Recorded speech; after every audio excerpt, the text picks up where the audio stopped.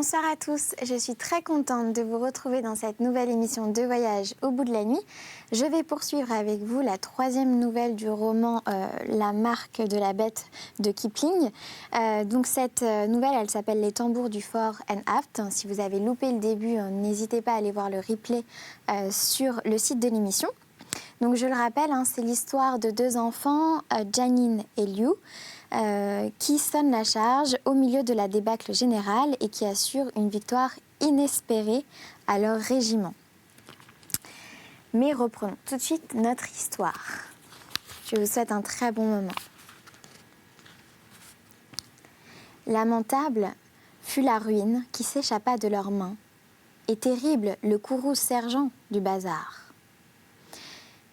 Également la scène qui s'ensuivit dans la salle des rapports lors de la comparution des deux coupables, incriminés d'avoir à moitié assassiné un civil.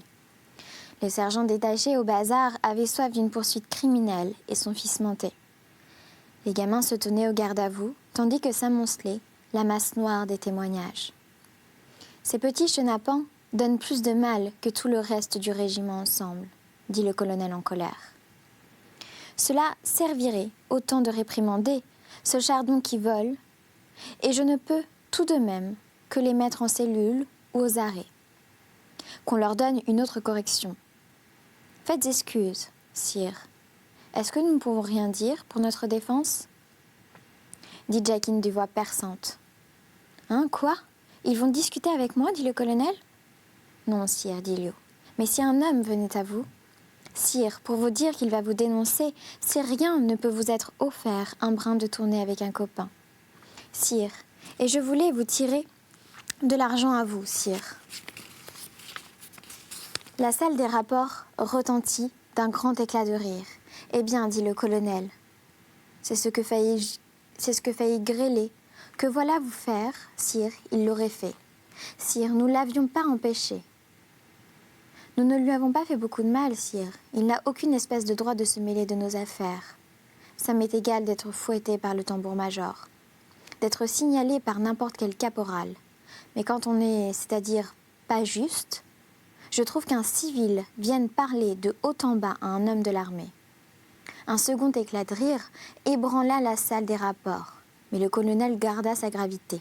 « Comment sont-ils notés, ces gamins-là » demanda-t-il au sergent-major régimentaire. D'après le chef de musique, répondit ce fonctionnaire révéré, l'unique autorité du régiment que craignaient les rebelles, ils sont capables de tout, sauf de mentir. Serait-il probable que nous aurions abîmé cet homme pour le plaisir ? Dit Liu en montrant le plaignant. Allons, réprimande, dit le colonel avec humeur. Et une fois les gamins repartis, il admonesta le fils du sergent de bazar sur l'erreur des interventions mal comprises et enjoignit au chef de musique de mieux veiller à la discipline des tambours. Que l'un ou l'autre vienne à l'exercice, que si peu qu'une égratignure sur vos deux vilains museaux, tonna le chef de musique, et je dirai au tambour-major de vous enlever la peau du derrière. Tenez-vous-le pour dit, petite fripouille. Puis, il se repentit de ses paroles, moins pendant le cours de l'espace du temps, que Liu, plus séraphique que nature sous l'uniforme éclatante parsemé, remplaça un des trompettes en ce moment à l'hôpital et fit la partie de l'écho dans un morceau descriptif de bataille. Liu était certainement musicien, il avait maintes et maintes fois, dans ses moments d'expansion, manifesté le désir d'apprendre à jouer de tous les instruments de musique à la fois. Rien ne vous empêche de devenir chef un jour aussi, Liu, dit le chef de musique, auteur de valses pour son compte et qui perdait de vue ni la nuit ni le jour les intérêts de la fanfare. Qu'est-ce qu'il a dit demanda Jacquine après l'exercice. Il a dit que je pourrais devenir un sacré chef de musique. Ça s'invite, ces gens-là, à prendre un verre de madère les soirs de fête aux messes. Oh, il a dit que tu pourrais devenir un sacré non-combattant. Ça lui ressemble. Quand j'aurai fini mon temps d'enfant de troupe, c'est rien dégoûtant que ça ne compte pas pour la pension. Je rengagerai soldat. Dans 1 an, je serai caporal avec ce que je fais des ficelles et des trucs du métier. Dans 3 ans, je ferai un sacré sergent. Je ne me marierai pas alors, non, pas si bête. Je tiendrai bon, j'apprendrai les manières des officiers, je demanderai à permuter dans un régiment où tout le monde ne me connaisse pas. Après, je deviendrai un sacré officier. Alors, je vous inviterai à prendre un verre, c'est chéri. Mister Liu, et vous aurez bel et bien à poireauter dans l'antichambre en attendant que le sergent du mess vous mette dans vos sales pattes. Tu crois à cette blague que je veux être un chef de musique? Non, pas moi, tu sais. Je serai officier aussi. Il n'y a rien de tel que de continuer quelque chose quand on a commencé, dit le maître d'école. Le régiment ne rentre pas en Angleterre d'ici 7 ans.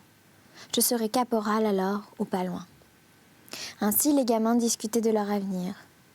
Ils ne se conduisirent avec une piété exemplaire pendant 1 semaine, c'est-à-dire que Liu se lança dans un flirt avec la fille du sergent porte-drapeau, âgée de 13 ans. Non pas ainsi qu'il l'expliquait à Jacquine avec la moindre intention matrimoniale, mais histoire de s'entretenir la main. Cependant, la brune, grise d'Éligant, goûta davantage ce flirt avec les précédents, au grand ressentiment collectif des autres tambours. Et Jacquine prononça des sermons sur le danger des collets au cotillon. Mais si tendresse ni vertu n'auraient maintenu Liu longtemps dans les sentiers de la bienséance, si le bruit ne s'était pas répandu que le régiment allait faire campagne et prendre part à une guerre que pour abréger, nous appellerons la guerre des tribus perdues. La caserne eut connaissance de la nouvelle, avant le mess, où peu s'en faut, sur les 900 hommes qu'elle renfermait, et il n'y en avait pas 10 qui eussent vu tirer un coup de feu par un homme en colère. Le colonel avait 20 ans auparavant assisté à une expédition de frontières, un des majors avait servi au Cap, un déserteur réintégré de la compagnie E avait aidé à charger dans les rues en Irlande, mais c'était tout. Le régiment avait été oublié pendant plusieurs années. La grande majorité de son contingent pouvait compter 2 à 4 années de service. Les sous-officiers n'avaient pas 30 ans. Et les hommes, comme les sergents, oubliaient de se raconter des histoires inscrites en abrégé sur le drapeau neuf, qu'un évêque en Angleterre avait solennellement béni avant le départ du régiment. Il voulait bien aller, il en brûlait de hâte et d'enthousiasme. Mais il ne soupçonnait pas le vrai sens du mot guerre. Il n'y avait personne pour leur apprendre. Ils constituaient cependant un corps instruit. Les certificats d'études dans leur rang se chiffraient par 1% élevé, et la plupart des hommes savaient au moins lire et écrire. Leur recrutement s'était opéré en loyale observance du principe territorial, mais eux-mêmes ne se formaient aucune notion du dit principe. Ils sortaient de la population trop dense d'un district manufacturier. Le dressage avait pu vêtir de chair et des muscles de leur squelette chétif, mais n'avait pas suffi à leur mettre du cœur au ventre, car c'étaient les fils d'hommes qui, des générations durant, avaient peiné trop fort pour un salaire trop faible. Sués dans les sécheries, trimés sur des métiers, troussés dans la céruse et grelottés sur les gabarres. Ils devaient à l'armée le vivre et le loisir, et maintenant, ils s'en iraient combattre des Nigés, des gens qui détalent si on leur montre un bâton. C'est pourquoi de vigoureux bourras saluèrent la nouvelle, tandis que roublards, les sous-officiers, leurs airs de commis, calculaient les chances de boni et d'économie à gratter sur la solde.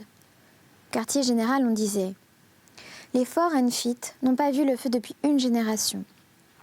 Nous les romprons donc tout doucement à la besogne en leur faisant garder les lignes de communication. » Et l'on eût si fait, par aventure, on avait eu besoin. Grandement besoin. Des régiments anglais en première ligne, sans compter qu'il reste toujours des régiments indigènes. Moins sûrs, pour remplir les postes secondaires. Encadrons-les entre les 2 régiments solides, dit le quartier général. Ils recevront peut-être quelques orions, mais ils apprendront le métier avant la fin de l'affaire. Rien de tel qu'une alerte de nuit et une petite boucherie de traînards pour donner de l'allant à un régiment sur le champ de bataille. Attendez qu'on coupe à la gorge une demi-douzaine de sentinelles. Le colonel, enchanté, affirma dans ses rapports l'excellent état moral des hommes. Le régiment s'en félicitait, répondait en tout point à ses désirs, rien qui clochât. Les majors esquissèrent des sourires de satisfaction, discrètes, tandis que les sous-lieutenants envalsaient par les couples du haut, en bas du mess, après dîner, et manquaient de s'entretuer à force d'exercice au revolver. Mais la consternation régnait au cœur de Jacquine. Qu'allait-on faire des tambours ? La musique irait-elle au feu ? Combien de tambours accompagnerait-il le régiment ? Ils tinrent conseil ensemble, perchés dans un arbre fumant. « Je parie ce que tu veux, qu'on nous laisse derrière au dépôt avec des femmes. Ça fera ton affaire, dit Jacquine sarcastiquement. C'est à cause de cris que tu dis tout ça ? Qu'est-ce qu'une femme ou tout un sacré dépôt de femmes auprès de la chance de voir le feu ? Tu sais bien que j'ai aussi envie que toi d'y aller, dit Liu. Si j'étais seulement un sacré clairon, dit Jacquine tristement. Dire qu'ils emmèneront Tom Kidd, un type que je pourrais crépir un mur avec, est plus probable qu'ils ne nous prendront pas. Alors, il n'y a qu'à rendre Tom Kidd si malade qu'il ne puisse plus donner de tout, qu'il ne puisse plus sonner du tout. Tu tiendras les mains pendant que je taperai dedans, dit Liu, en se tortillant sur la tranche. Ça ne vaut rien non plus. Nous ne sommes pas des gens à faire fond sur nos réputations. Elles ne valent pas un clou. S'ils laissent la musique au dépôt, nous ne partons pas. Il n'y a pas d'erreur. S'ils prennent la musique, on peut nous réformer pour insuffisance physique. L'as-tu, toi, Piggy ? Ta suffisance physique, dit Jacquine, en allongeant à Liu un vigoureux coup de poing dans les côtes. Oui, dit Liu, avec un juron. Et toi ? Le docteur dit que tu as le cœur faible à force de fumer à jeun. Bombe un peu, que je t'essaye. Jacquine bomba la poitrine et Liu la frappa de toute sa force. Jacquine devint très pâle et suffoqua, râla, fronça les yeux et les tempes, puis lui dit « Ça va bien ». « Tu feras l'affaire », dit Liu. « Paraît qu'on peut mourir d'un coup en plein dans le creux. » « Tout ça ne m'avance pas guère, dit Jacquine. « Sais-tu où c'est qu'on envoie ?»« Le bon Dieu, il le sait. Quelque part là-haut, tu es des paysans. Des grands chameaux poilus qui vous retournent comme une peau de lapin s'ils vous attrapent. On dit aussi que leurs femmes sont chics. »« Rien à frire, demanda le cynique Jacquine. « Pas un nana, à ce qu'on dit.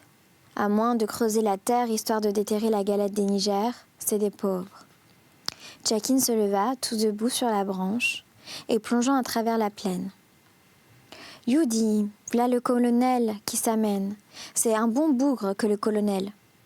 Allons lui parler. » Liu faillit tomber de l'arbre. Devant l'audace d'une telle proposition, pas plus que Jacquine, il ne craignit que Dieu qui ne se souciait des hommes. Pourtant, il y a des bornes même à l'audace d'un tambour. Et adresser la parole au colonel. Mais Jacquine se laissait glisser le long du tronc et obliquait déjà dans la direction du colonel. Cet officier marchait absorbé dans ses pensées et ses visions de CB. Oui, un KCB ne demandait-il pas un des meilleurs régiments de la ligne ? Les Foreign Fit, là-dessus, il aperçut deux petits bonhommes qui arrivaient sur lui au pas de charge. Une fois déjà, on lui avait fait officiellement dénoncer l'état de mutinerie des tambours. Jacquine et Liu, passant pour les meneurs, ceci ressemblait à une conspiration organisée. Les gamins firent halte à 20 mètres, se portèrent en avant des 4 pas réglementaires et saluèrent simultanément. Chacun aussi raide qu'une baguette de fusil et à peu près la même taille. Le colonel se trouvait d'humeur propice. Les gamins paraissaient très seuls et très abandonnés au milieu de la plaine déserte, et l'un d'eux, au moins, avait bonne mine. « Eh bien, dit le colonel, est-ce que vous voulez m'attaquer en plein jour ? Vous savez pourtant que je ne me mêle jamais de vos affaires, mais quand même, quand vous avez fumé... » Il fallait battre le fer pendant qu'il était chaud. Leur cœur palpitait à se rompre. « Faites excuse, sire, commença Jacquine. Le régiment a reçu l'ordre de partir en service actif. »« Je le pense, dit le colonel avec courtoisie. Est-ce qu'il y a de la musique ? Dirent-ils tous les deux ensemble. Puis après une pause. Nous y allions, sire, n'est-ce pas ? Vous, dit le colonel, en reculant pour mieux embrasser d'un regard les deux frêles silhouettes. Vous seriez mort à la première marche. Non, pas nous. Nous pouvons marcher au pas du régiment n'importe quand, à l'exercice et ailleurs, dit Jackin. Si Tom Kidd y va, il pliera en deux comme un couteau de poche, dit Liu. Tom a les veines très serrées aux deux jambes. Très quoi? Très serrées, sire. C'est pourquoi elles enflent quand l'exercice a été long. De nouveau, le colonel les regarda longuement et fixement. Oui, la musique y va, dit-il. N'avez-vous pas de parents, ni l'un ni l'autre? Non, sire, ripostèrent allègrement Liu et Jackin. Nous sommes tous les deux orphelins, sire. Il n'y a personne à ménager pour qui nous regarde. Pauvre petit moucheron. Et vous voulez aller au feu comme ça, avec le régiment? Mais pourquoi? Je porte l'uniforme de la reine depuis 2 ans, dit Jackin. C'est très dur pour un homme de n'obtenir aucune faveur quand il a fait son devoir. Et, si je n'y vais pas, sire, interrompit Liu, le chef de musique, il dit qu'il me prendra pour faire de moi un sacre, un bienheureux musicien. Le colonel resta longtemps sans répondre, puis il dit tranquillement. Si le docteur vous reconnaît bon, eh bien oui, vous iriez. Et à votre place, je ne fumerai plus. Les gamins saluèrent et disparurent. Le colonel rentra, raconta l'histoire à sa femme, qui faillit pleurer d'attendrissement. Il était content. Si telle était la trempe des enfants, que ne feraient les hommes? Jackie et Liu effectuèrent avec majesté leur entrée dans la chambre des enfants de troupe et refusèrent de tenir conversation avec leurs camarades pendant au moins 10 minutes. Puis, éclatant d'orgueil, Jackin grassaya. « Je viens d'interviewer le colonel. C'est un bon vieux bougre, le colonel. J'y ai dit, mon colonel, que j'ai dit, laissez-moi aller me battre avec le régiment. Vous iriez, qu'il a dit. Et je voudrais seulement qu'il y en aurait plus comme vous parmi les sales petites fripouilles qui époussettent mes sacrés peaux d'âne. Kidd, tu me jettes ton fourniment à la tête parce que je te dis la vérité et pour ton bien encore, tes jambes onfleront. » Il n'y eut pas la moindre bataille royale à la chambrée ce soir-là, car les gamins séchaient d'envie et de haine, et ni Jackie ni Liu ne prêtaient à la réconciliation. « Je m'en vais dire adieu à ma connaissance, dit Liu, pour comble de bravade, que personne ne touche à mon fourbi. Rapport qu'on le réclame pour le service actif, le colonel m'invite. » Il partit, flânant et sifflant, en pénétrant dans le bouquet d'arbres derrière le quartier du ménage, jusqu'à ce qu'il vit arriver Chris. Une fois échangés, les baisers préliminaires, Liu se mit à expliquer la situation. « Je pars en campagne avec le régiment, dit-il vaillamment. « Piggy, tu es un petit menteur, dit Chris. » Mais le cœur ne manquait pas à parler de la sorte, car Liu n'avait pas l'habitude de mentir.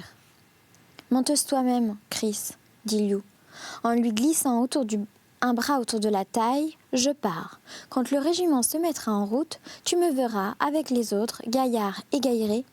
Donne-moi encore un baiser, Chris, ça vaut bien ça. Si t'étais seulement resté au dépôt, comme tu aurais dû faire, t'en aurais eu autant que t'en aurais foutre voulu, pleurnicha Chris en tendant la bouche. C'est dur, Chris. Je t'accorde que c'est dur, mais que veux-tu qu'on fasse? Si j'étais restée au dépôt, t'aurais pas pensé grand-chose de moi. Ça se peut, mais je t'aurais eu avec moi. Et tout ce qu'on peut penser au monde, ça ne vaut pas de s'embrasser. Et tous les baisers du monde ne valent pas une médaille à mettre sur le devant de sa veste. Toi, t'auras pas de médaille. Si, j'en aurai une. Moi et Jackie, nous sommes les seuls tambours en tir qu'on emmène.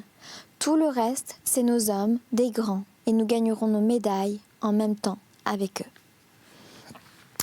Voilà, je m'arrête là dans cette histoire. Je vous retrouve très vite pour la suite de ces aventures. Je souhaite une très bonne nuit à ceux qui se couchent et une très bonne journée à ceux qui se lèvent. À très vite.